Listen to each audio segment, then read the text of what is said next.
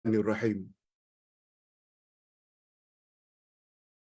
Alhamdulillah nahmaduhu wa nasta'inuhu wa nastaghfiruh. Wa na'udzu billahi min shururi anfusina wa min sayyiati a'malina. Man yahdihillahu fala mudilla lahu wa man yudlil fala hadiya lahu. Asyhadu an la ilaha illallah wahdahu la syarika lah wa asyhadu anna Muhammadan abduhu wa rasuluh la nabiyya ba'dah. Allahumma salli wa sallim ala nabiyyina Muhammad wa ala alihi wa sahbihi ajma'in amma ba'd.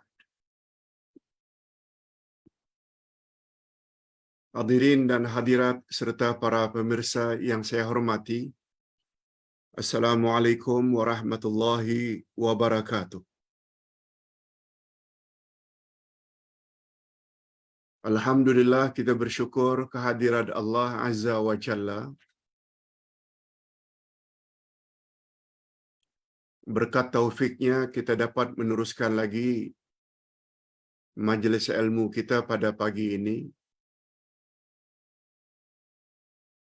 yang walaupun biasanya kita buat jam 10.30, 10.30, tapi Ustaz terlupa karena dah terlalu lama. Hari ini kita mula jam 10. Mungkin minggu hadapan kita mula seperti biasa jam 10.30. Karena setiap pagi ada kuliah subuh. Topik yang menjadi pembahasan kita pada pagi ini adalah beberapa perkara syirik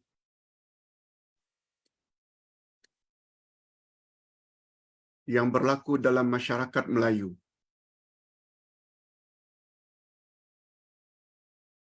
Hadirin dan hadirat, semua kita tahu bahwa syirik adalah dosa yang paling besar dari semua dosa-dosa besar lainnya. Sebab syirik adalah lawan tauhid.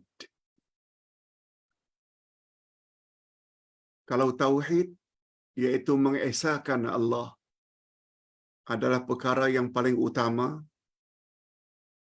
mengatasi semua tuntutan yang lain, tuntutan agama.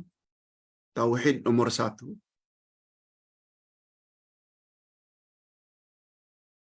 Karena tauhid adalah pembahasan akidah. Akidah nomor 1 adalah tauhid. Lawan tauhid pula adalah syirik. Kita telah jelaskan beberapa kuliah yang lalu tentang bahaya syirik, sehingga Ustaz menulis buku kecil ini yang Ustaz namakan Bahaya Syirik dan Kedudukan Akidah dalam Islam, atau Kedudukan Tauhid dalam Islam. Buku ini yang sebenarnya adalah kertas kerja yang Ustaz pernah bentangkan di salah satu seminar di Dewan Bahasa belasan tahun yang lalu.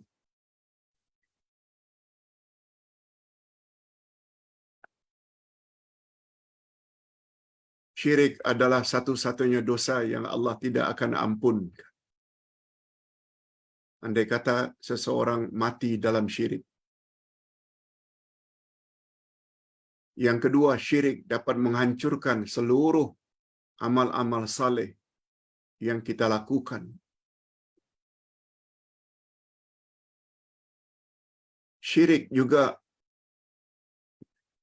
boleh mengakibatkan seseorang itu masuk neraka kekal abadi. dan lain-lain bahaya syirik. Hanya saja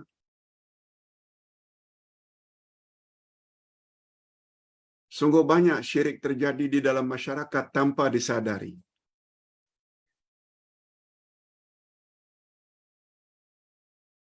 Kalau ditanya mengapa itu boleh terjadi, Pak Ustaz? Jawaban ringkasnya, mengapa syirik boleh terjadi dalam masyarakat kita Melayu atau masyarakat Nusantara? Kalau ditanya mengapa? Ia berpunca karena pembelajaran Islam di Nusantara tidak diawali dengan akidah, tapi diawali dengan ibadat. Diawali dengan fiqh. Diawali dengan amal-amal saleh. Salat, puasa, zakat, haji.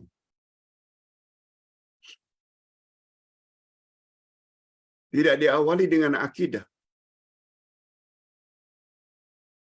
Sedangkan rukun Islam yang 5 itu bermula dari 2 kalimat syahadat, bukan salat. Tanpa menafikan kepentingan salat. Tapi salat jatuh rukun nomor 2. Puasa, zakat, dan haji. Semuanya berada di bawah 2 kalimat syahadat. Tanyalah umat Islam Nusantara, apa rukun syarat dan perkara-perkara yang boleh membatalkan salat, puasa, zakat, haji, umrah, pada umumnya tahu. Tapi sungguh banyak dari kalangan umat Islam Nusantara yang kabur tentang rukun, syarat, dan perkara yang boleh membatalkan 2 kalimat syahadat.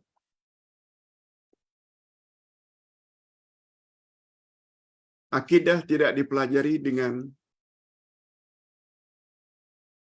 tepat sebagaimana yang dikehendaki oleh Rasul sallallahu alaihi wasallam dan para sahabat.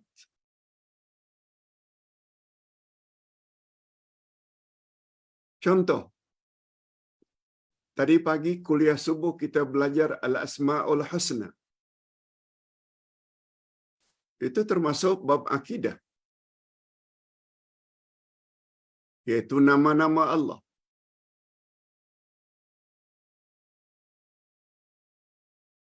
Berapa banyak dari kalangan umat Islam Nusantara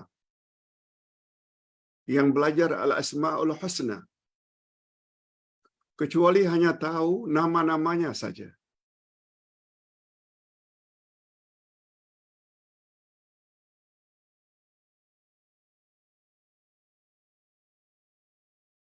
Tapi pada umumnya tidak faham apa makna setiap nama Allah. Sebagaimana kita jelaskan pagi tadi. Nama Allah Al-Hadi. Apa makna Al-Hadi? Ada berapa jenis hidayah? Apa makna ihdinas siratal mustaqim?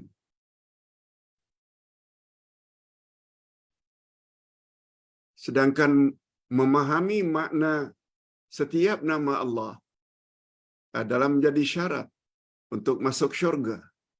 Sebagaimana sabda Nabi, sesungguhnya Allah memiliki 99 nama.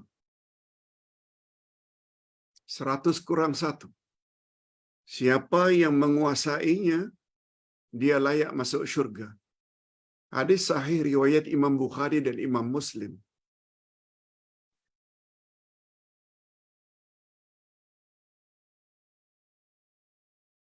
Itu pembelajaran akidah.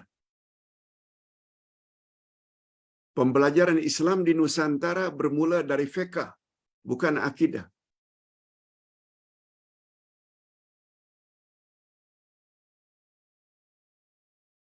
Tanyalah umat Islam Nusantara, ada berapa rukun la ilaha illallah? Ada berapa syarat dan ada berapa perkara yang boleh membatalkan kalimat tauhid la ilaha illallah? Banyak yang kabur.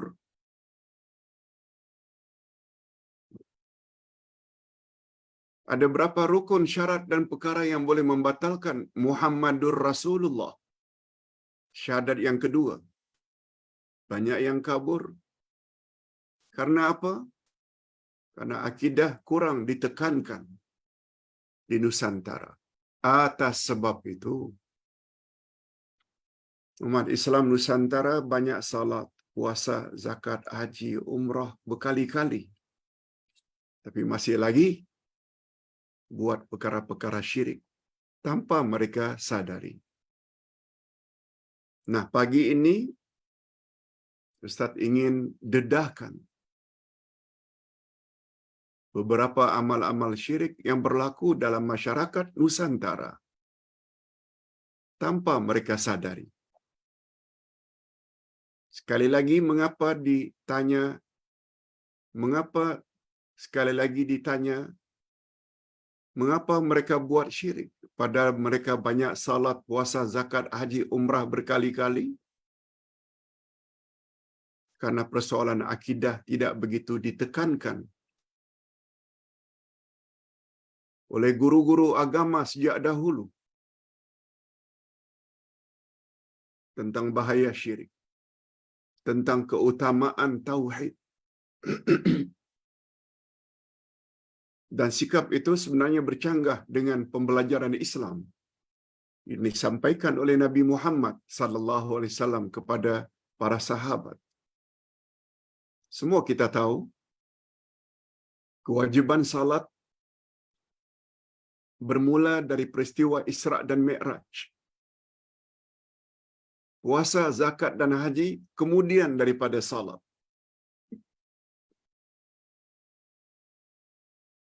Isra' Mi'raj pula berlaku setelah Nabi menjadi Rasul 12 tahun. Iaitu setahun sebelum berhijrah dari Mekah ke Madinah. Baru ada Isra' Mi'raj. Baru ada salat. Apa yang Nabi buat 12 tahun pertama? Tekankan la ilaha illallah Muhammadur Rasulullah. Itu dah dia lambang akidah. Kita di Nusantara tidak begitu. Syukur jugalah kita dalam usia lansia sebelum dipanggil oleh Allah, kita telah mendapat majlis ilmu seperti ini. Bahas tentang syirik, bahas tentang tauhid, bahas tentang akidah Ahlus Sunnah wal Jamaah jilid 1. Itu pun dah selesai dah. 2-3 kali dah selesai. Jumaat yang akan datang jam 5.30 kita akan mula jilid 2 akidah Ahlus Sunnah wal Jamaah, iaitu beberapa perkara yang boleh merosakkan akidah. Hampir sama dengan topik hari ini. Alhamdulillah. Mudah-mudahan kehidupan kita ini berakhir dengan husnul khatimah. Akhir dalam keadaan iman yang mantap, sempurna, amal saleh yang diterima oleh Allah Azza wa Jalla. Sebab baginda bersabda, innamal a'mal bil khawatim. Sesungguhnya amal yang diterima oleh Allah, sesungguhnya amal yang paling menentukan nasib seseorang setelah dia mati adalah amal yang terakhir. Itu sebabnya kita berdoa mudah-mudahan kita mati dalam keadaan iman yang baik, tauhid yang sempurna tanpa bercampur syirik, dan amal yang diterima, yaitu amal yang ikut cara Rasulullah sallallahu alaihi wasallam, tidak dicemari oleh bid'ah, tambah sana, tambah sini dalam beramal ibadat. Mudah-mudahan. Nah, kembali kepada topik.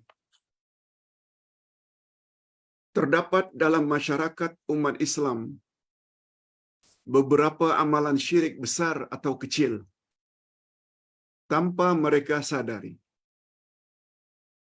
Lihat buku Bahaya Syirik, muka surat 65. 65. Di antara amal-amal syirik tersebut adalah seperti berikut.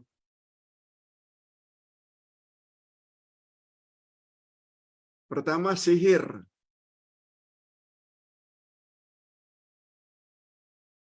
Sihir adalah sesuatu yang sebabnya sangat halus.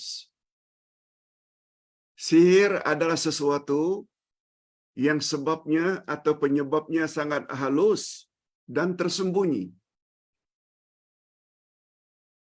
yang tidak dapat dilihat oleh pandangan mata. Mata tak boleh tengok sihir. Sebab sihir adalah kerjasama antara seseorang dengan syaitan. Kerjasama manusia yang jahat dengan syaitan. Syaitan akan melakukan tugasnya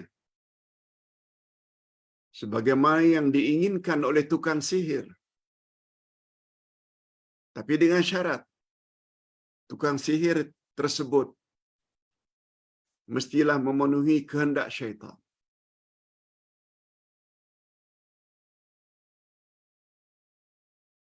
Umpamanya sihir pemisah. Ada satu orang menginginkan agar couple tersebut pisah, cerai. Itu namanya sihir pemisah. Lalu disihir. Makna sihir pula kerjasama antara seseorang yang jahat atau disuruh oleh seseorang, yaitu bomo, supaya couple tersebut terpisah.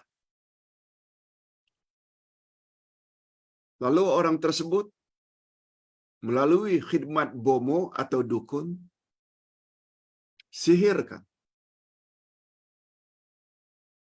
Lalu dia minta kepada syaitan, pisahkan orang itu. Syaitan akan buat apa yang orang tersebut inginkan, tapi dengan syarat. Orang tersebut mesti ikut cakap syaitan.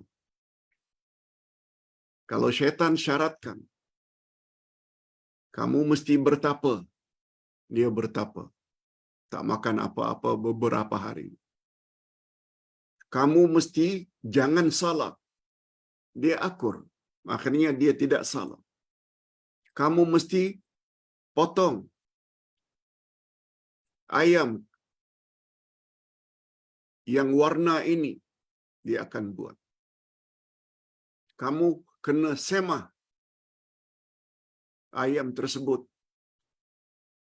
Yang kesemuanya itu adalah kehendak syaitan.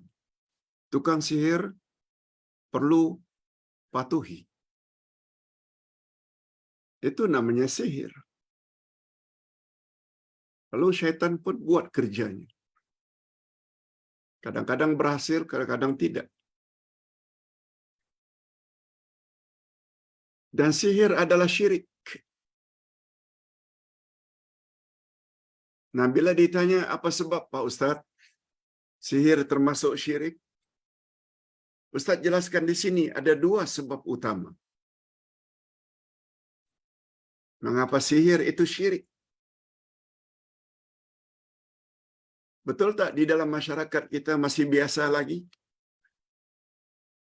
Seseorang datang kepada bomo minta datang kepada tukang-tukang sihir minta apa yang dia inginkan. Sihir dengan definisi tersebut itu adalah syirik. Bila ditanya mengapa sihir termasuk syirik, ada dua sebabnya. Pertama, setiap sihir pasti menggunakan khidmat syaitan. Minta tolong syaitan. Setiap sihir mesti mendapat atau meminta khidmat tukang sihir. Dan tukang sihir pula sangat tergantung kepadanya. Kepada syaitan maksudnya. Malah sampai ke peringkat mesti menurut kehendaknya. Dan melakukan apa yang disukai oleh syaitan. Syaitan kata, kamu mesti baca ini. Kamu mesti pakai tangkal. Kamu tidak boleh salat. Kamu. Tukang sihir ikut saja. Dan itu adalah syirik. Yang kedua sebabnya, mengapa sihir termasuk syirik? Sebab terdapat di dalam amalan sihir dakwaan bahawa tukang sihir mengetahui perkara-perkara gaib. Oh, kata tukang sihir, kamu ini begini dan begini,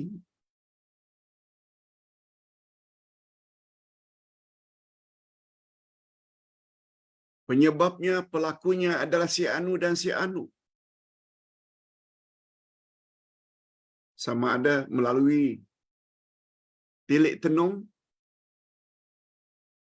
sama ada melalui ramalan, sama ada melalui bisikan halus.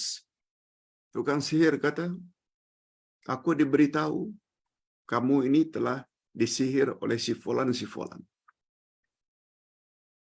Lalu orang yang memohon pertolongan tukang sihir itu percaya. Percaya saja ramalan, bomo dan dukun itu adalah syirik. Yang dipanggil dengan syirik sifat. Mengapa percaya ramalan bomo termasuk salah satu syirik sifat? Sebab mengetahui perkara gaib itu hanya ilmu Allah. Lalu kita sekutukan Allah dengan bomo yang juga tahu perkara syirik, perkara-perkara gaib. Itu bermakna kita telah menduakan Allah dengan bomo. Di situ datangnya mengapa sihir itu adalah syirik. Dalam buku ini Ustaz sebut secara ringkas saja. Kalau ingin tahu lebih lanjut, nanti 7 hari bulan hari Jumaat jam 5:30 petang. Kita akan bahas permulaan buku Akidah Ahlussunnah wal Jamaah jilid 2 tentang perkara-perkara yang boleh merosakkan akidah. Juga kita akan bahas tentang sihir dengan panjang lebar. Nah, sekarang kita berpindah kepada jenis syirik yang berlaku dalam masyarakat tanpa disadari, yaitu tamimah. Tamimah ini dalam bahasa Melayu tangkal ajimat.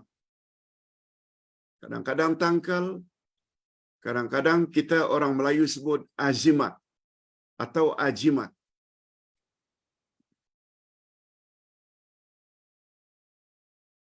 Tamimah atau tangkal berasal dari perkataan atamma yutimmu tamimatan, yaitu menyempurnakan.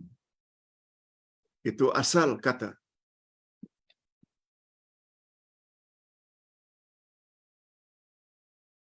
Menurut istilah agama, tamimah atau tangkal itu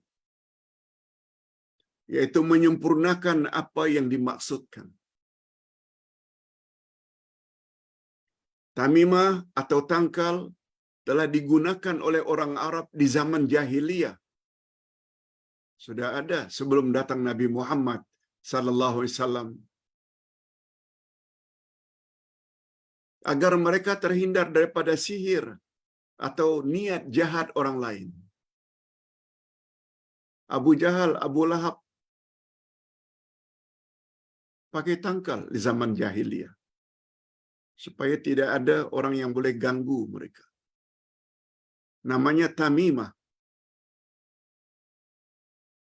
Kadang-kadang tangkal atau ajimat itu digantung pada badan, pada leher, diikat pada pergelangan tangan, diikat pada perut atau pinggang. Juga tamimah kadang-kadang digantung pada binatang-binatang ternak supaya tidak dicuri. Digantung di leher kambing, digantung pada leher onta. Semua namanya tamimah.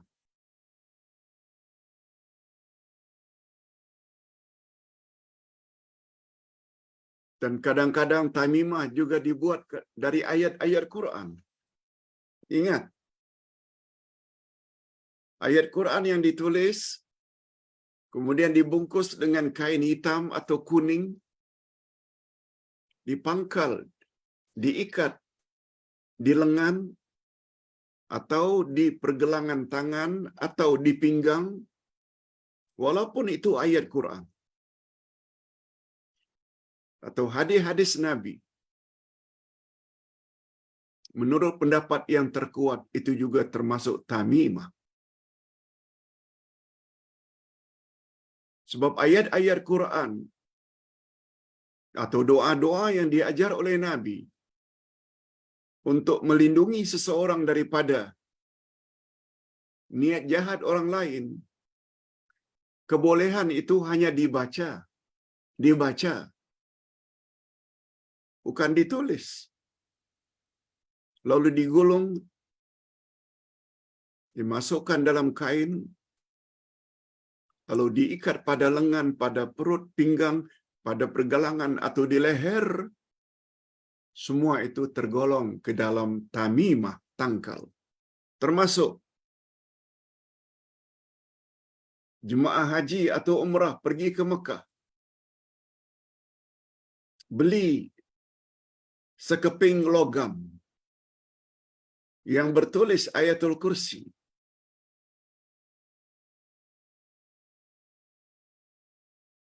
Lalu dikalungkan pada leher baby, supaya baby tidak begini, tidak begitu, supaya baby begini, begitu.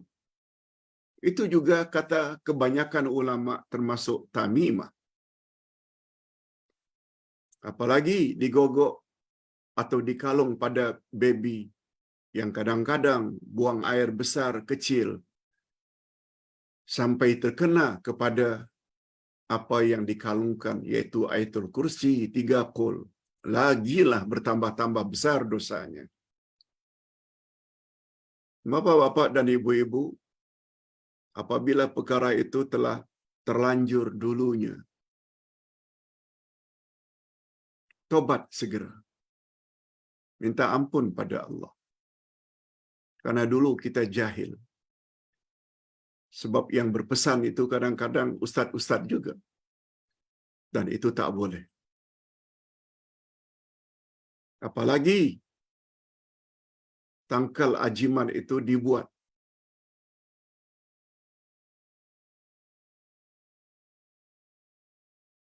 dalam bentuk rajah, segi 3, segi 4, dan kata-kata yang tidak ada sumbernya dari Quran dan Sunnah. Lebih-lebih lagi lah itu adalah termasuk ke dalam syirik. Rasulullah sallallahu alaihi wasallam bersabda,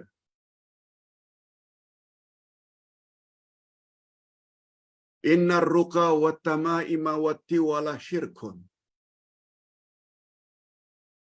Sesungguhnya jampi-jampi mentera yang ada unsur syirik, bukan semua jampi ya. Kalau jampi yang dibaca dari ayat Quran atau hadis Nabi itu boleh. Jadi ar-ruqi di sini atau ar-ruqa di sini ruqyah yang ada unsur syirik. Wattamaima dan tangkal ajimat. Wattiwalah syirkun. Tiwalah ini bahasa Melayu kita hari ini susuk. Dimasukkan berlian atau emas di hidung. Sehingga hidung yang pesek ini kelihatannya mancung. Berlian atau emas dimasukkan di dalam dagu sehingga kelihatan dagunya cantik. Ditanam di pipi sehingga kelihatannya pipinya mulus, menarik.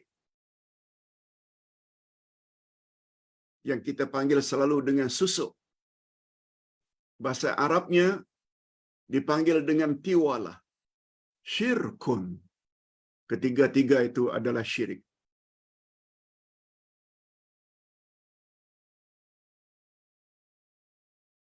Sedikit ulasan tentang ruqyah. Ruqyah ada dua macam. Ada ruqyah yang dibolehkan bila kita baca sesuatu ayat Quran. Bila anak sakit, demam panas dan lain-lain kita baca padanya atau pada air agar dia minum surat Al-Fatihah. Tak ada masalah. Apalagi salah satu dari nama surat Al-Fatihah Asy-Syafiyah, surah penyembuh. Dan ini pernah dilakukan oleh para sahabat. Dan ditanya kepada Rasul, Rasul kata boleh. Ruqyah dengan ayat-ayat Quran.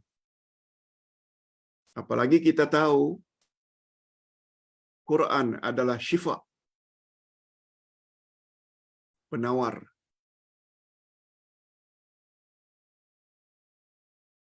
Seorang sahabat pernah bertanya kepada Rasul, "Ya Rasulullah, saya pernah baca ruqyah di zaman jahiliyah sebelum saya masuk Islam.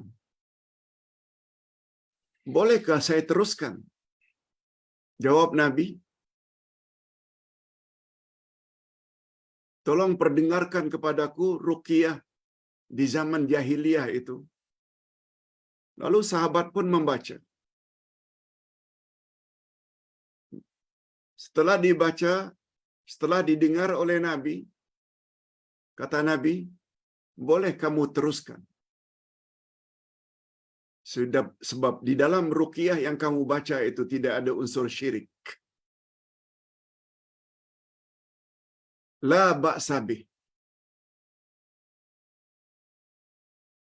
Tidak mengapa kamu baca ruqyah jika di dalamnya tidak ada unsur syirik. Walaupun dalam bahasa kita, dalam bahasa Melayu, doa kepada anak atau cucu yang sedang demam. Ya Allah, Ya Syafi, yang Maha Penyembuh, sembuhkanlah penyakit cucuku ini yang telah demam panas sudah beberapa hari dan panasnya sudah sampai ke 39 Celsius. Sembuhkanlah ya Allah, sebab tidak ada yang dapat menyembuhkan penyakit kecuali hanya Engkau. Itu ruqyah juga namanya dalam bahasa Melayu. Tapi tidak ada unsur syirik, sebab kita tidak minta kepada selain Allah. Itu maksudnya. Untuk lebih lanjut, ini juga nanti akan dibahas dalam akidah 2. Ruqyah atau tamaim. Dan lebih jelas lagi kata Nabi sallallahu alaihi wasallam, "Man alaqa tamimatan faqad asyraka." siapa yang menggantung tangkal pada badannya, maka sesungguhnya syiriklah dia.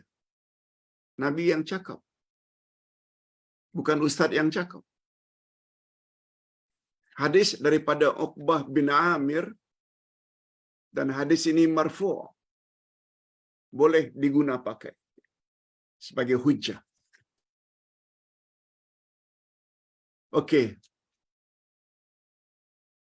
Seperti yang Ustaz janjikan pagi tadi. Mula hari ini, sejak kuliah subuh tadi, Ustaz hanya akan beri ceramah 45 minit saja. Itu yang termampu. Kita tinggal 10 minit lagi. Kita tambah satu lagi. Perkara syirik yang berlaku dalam masyarakat tanpa disadari. Yang ketiga, perbomohan. Pergi ke bomo, pergi ke dukun.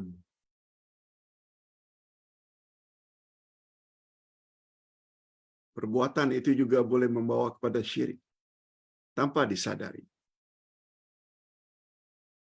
Walaupun kadang-kadang bomo tersebut dipanggil dengan ustaz, kiai, orang alim.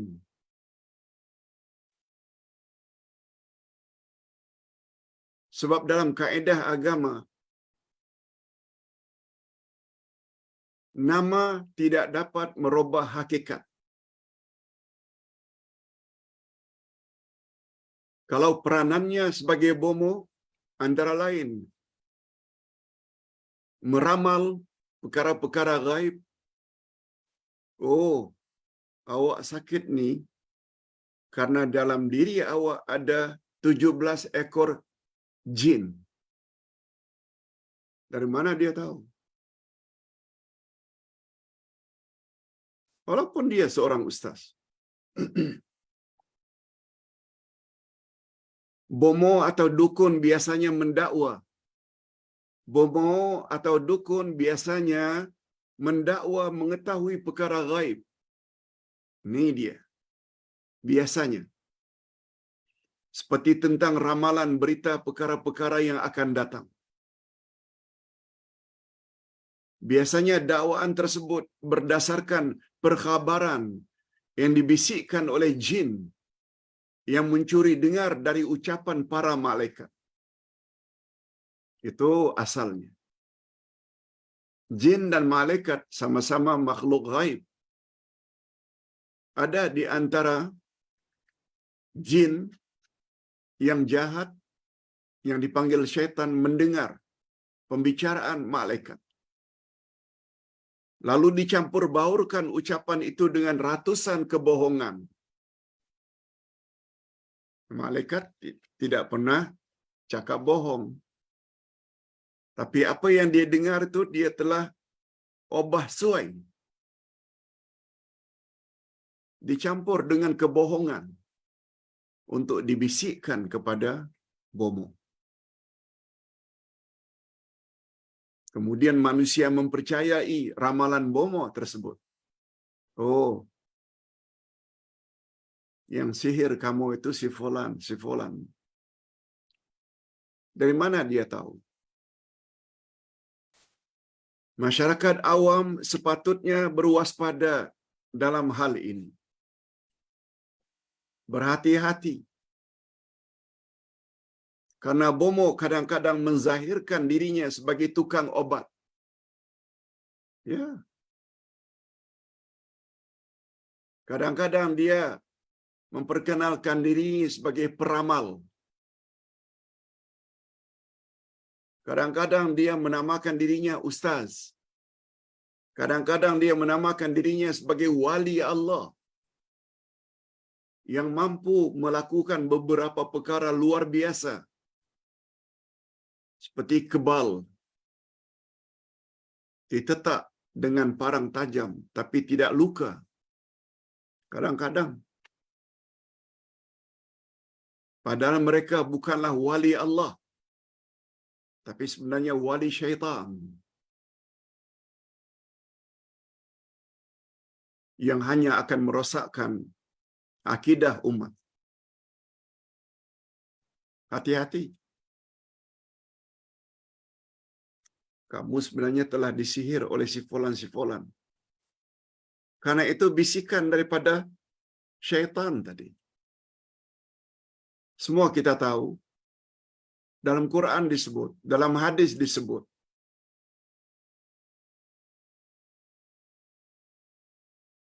bahwa pada diri manusia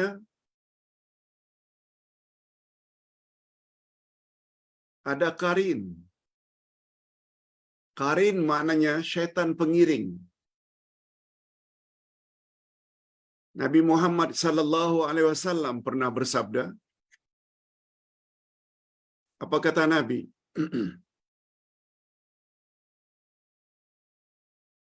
Setiap manusia ada qarin. Qarin maknanya syaitan pengiring.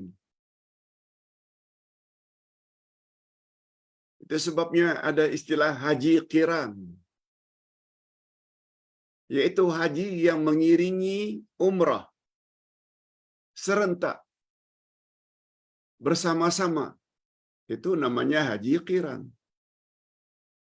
Bila haji dulu, kemudian buat umrah setelah wukuf di Arafah, itu namanya ifrad. Bila umrah dulu, kemudian hari tarwiyah kita pergi ke Mina dan Arafah untuk wukuf, itu namanya haji tamattu. Mengapa dinamakan haji qiran? Karena beriringan antara haji dan umrah serentak. Jadi qarin ini yaitu syaitan yang mengiringi manusia setiap saat bersama dengan manusia. Setelah mendengar kenyataan itu, lalu Siti Aisyah radhiyallahu anha bertanya, apakah Tuan juga ada qarin ya Rasulullah? Jawab Nabi, aku juga ada qarin.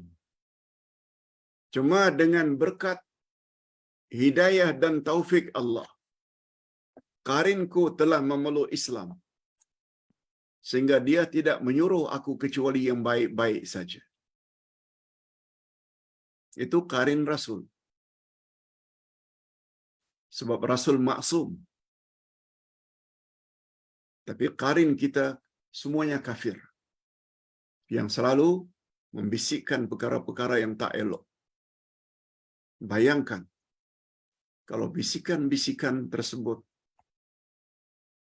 kepada seseorang yang tak pernah ikut majlis ilmu, tak belajar akidah, langsung percaya, langsung percaya, langsung percaya. Di situ beruntungnya kita menambah ilmu senantiasa. Rupanya bersama kita ada qarin. Nah, qarin inilah yang selalu membisikkan manusia agar ini dan itu, agar ini dan itu. Yang jelas, supaya jangan taat kepada Allah. Padahal kata Nabi, man ata arrafan fasa'alahu an syai'in fasaddaqahu bima yaqul lam tuqbal lahu salatun arba'ina yauman. Siapa yang mendatangi bomo atau dukun untuk bertanya tentang sesuatu perkara lalu dia membenarkan apa yang bomo tersebut katakan, maka Allah tidak terima salatnya selama 40 hari. 40 hari tak diterima oleh Allah salatnya. Hadis sahih riwayat Imam Muslim. Nah, hadis satu lagi pula lagi berbahaya. Man ata kahinan fasaddaqahu bima yaqul faqad kafara bima unzila ala Muhammad sallallahu alaihi wasallam, barang siapa yang mendatangi bomo lalu dia membenarkan apa yang bomo tersebut katakan, itu bermakna dia telah kufur, telah ingkar terhadap apa yang dibawa oleh Nabi Muhammad sallallahu alaihi wasallam. Hadis riwayat Abu Dawud. Hadirin dan hadirat, cukup 3 ini dulu. Kita sambung lagi insya-Allah pada hari Ahad yang akan datang. Ingat ya, Ahad yang akan datang kita akan mula jam 10.30 pagi. Yang mungkin ketika itu Ustaz sedang berada di Batam. Di Batam pun kita boleh buat kuliah online, insya-Allah. Jadi yang pertama, sihir. Yang kedua, tiar, tamaim, tangkal ajimat. Yang ketiga, perbomohan. Percaya dukun, bomo, dan lain-lain. Walaupun orang tersebut dipanggil dengan ustaz atau kiai atau peramal dan lain-lain. Mudah-mudahan ada manfaatnya. Kita jumpa lagi esok insya-Allah jam 10 pagi dengan tafsir Al-Quran, juz yang ke-6. Kita akhiri dengan doa. Alhamdulillahirabbil alamin wassalatu wassalamu ala asyrafil anbiya'i wal mursalin wa ala alihi wa sahbihi ajmain. Ya Allah, ya Tuhan kami, kuatkanlah akidah kami, kuatkanlah tauhid kami, dan hindarkanlah kami daripada syirik, khurafat, sebab bila kami terlibat dengan syirik dan khurafat, maka nasib kami akan sangat buruk setelah kami mati. Sebab syirik adalah satu-satunya dosa yang tidak Engkau ampunkan. Bila mati dalam syirik tanpa tobat, syirik juga dapat menghancurkan seluruh amal saleh kami. Ya Allah, ya Tuhan kami, tambahlah kami ilmu-ilmu yang bermanfaat, terutama sekali ilmu akidah, karena ilmu itulah yang sepatutnya kami beri keutamaan sebelum kami belajar ilmu-ilmu yang lain. Allahumma khtim lana bihusnil khatimah wa la takhtim alaina bisu'il khatimah. Ya Allah, akhirilah hidup kami dalam keadaan akhir yang baik, akhir dalam iman, akhir dalam tauhid, akhir dalam amal saleh, dan janganlah Engkau akhiri dalam keadaan su'ul khatimah, akhir yang tidak baik, akhir dalam syirik, khurafat, bergulungan maksiat, bid'ah. Na'udzubillah min dzalik. Wa sallallahu ala nabiyyina Muhammad wa ala alihi wa sahbihi ajma'in. Walhamdulillahi rabbil alamin. Subhanakallahumma wa bihamdik, asyhadu an la ilaha illa anta astaghfiruka wa atubu ilaik. Wassalamualaikum warahmatullahi wabarakatuh.